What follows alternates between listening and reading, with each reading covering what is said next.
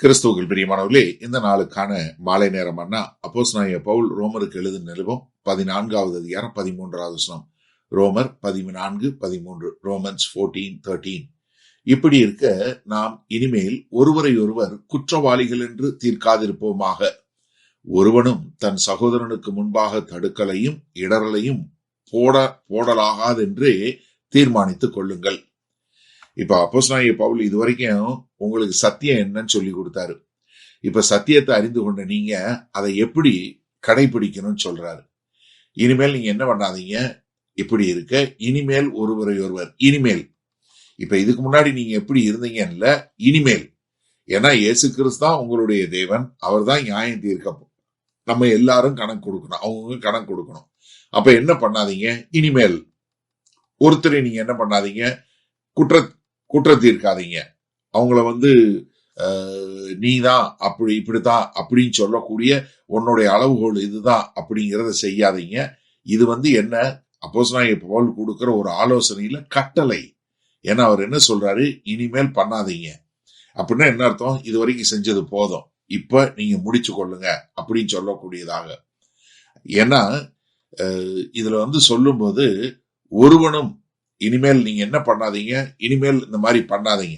நீங்க என்ன பண்ணுங்க, இனிமேல் ஒருவரை ஒருவர் குற்றவாளிகள் என்று தீர்க்காது இருப்போமாக. ஒருவனும் தன் சகோதரனுக்கு எதிராக, எப்படி ஒரு சகோதரனுக்கு எதிராக என்ன பண்ணாதீங்க, ஒரு தடுக்கலையோ இடரலையோ போகக்கூடாது. ஏன்னா நீங்க ஒரு ஆவிக்குரிய முறையில அவங்களோட தடுக்கக்கூடியதா, இல்ல அவங்களுடைய மனசாட்சியில அவங்கள குழப்பக்கூடியதாக, இப்படிப்பட்ட ஒரு காரியங்கள் எதுவுமே பண்ணாதபடிக்கு நீங்க என்ன பண்ணுங்க, நீங்க அவங்களுக்கு தடுக்கலை போடாதீங்கன்னா. அப்ப யார சொல்றாரு, ஒரு பலமான மக்களை பார்த்து சொல்றாரு.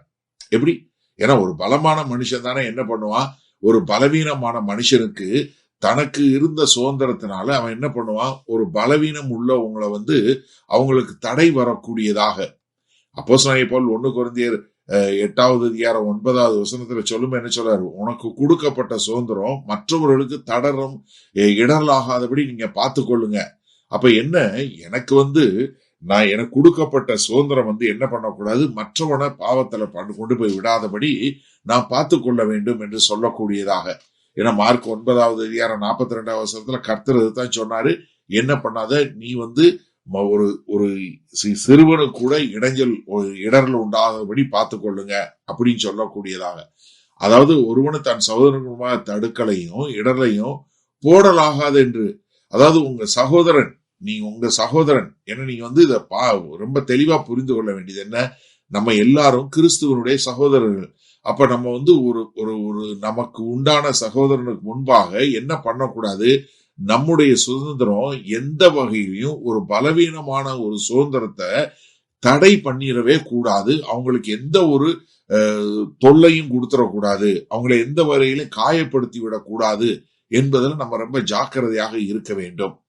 சரி, இந்த நாள்ல இந்த வசனத்தை நம்ம எப்படி எடுத்துக்கொள்வது? ஏன்னா அப்போஸ்தலனாகிய பவுல் சொல்லக்கூடிய ஒரு அருமையான காரியத்தை நம்ம நம்முடைய வாழ்க்கையில கடைபிடிக்கணும். என்ன சொல்றாரு, இனிமேலு நீங்க என்ன பண்ணாதீங்க, உங்க சகோதரனை நீங்க குற்றம் பார்க்காதீங்க. அப்ப என்ன பண்ணணும், உங்க சகோதரன் நீங்க பாதுகாக்கணும்.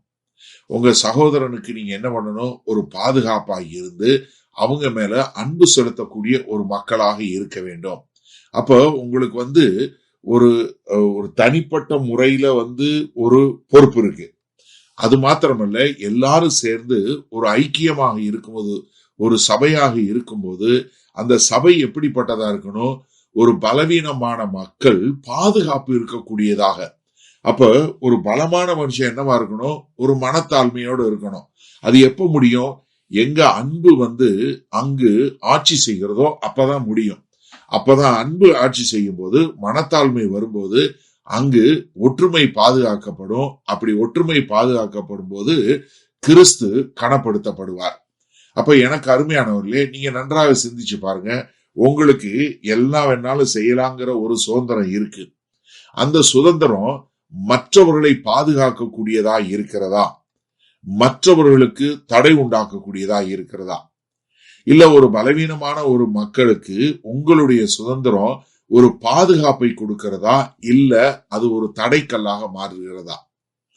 ஏன்னா நீங்க அவர்களை நியாயம் தீர்க்கக்கூடிய மக்களா, ஒரு இடரலை உண்டாக்கக்கூடிய மக்களா இருக்கிறீங்களா, இல்ல ஒரு அன்பின் மூலமாய் அவர்களை பாதுகாத்து அவர்களும் கிறிஸ்துவுக்கென்று வாழுகிறார்கள் என்ற அன்பு செலுத்தி ஒரு ஒற்றுமையை நாடி வாழக்கூடிய ஒரு மக்களா இருக்கிறீங்களா?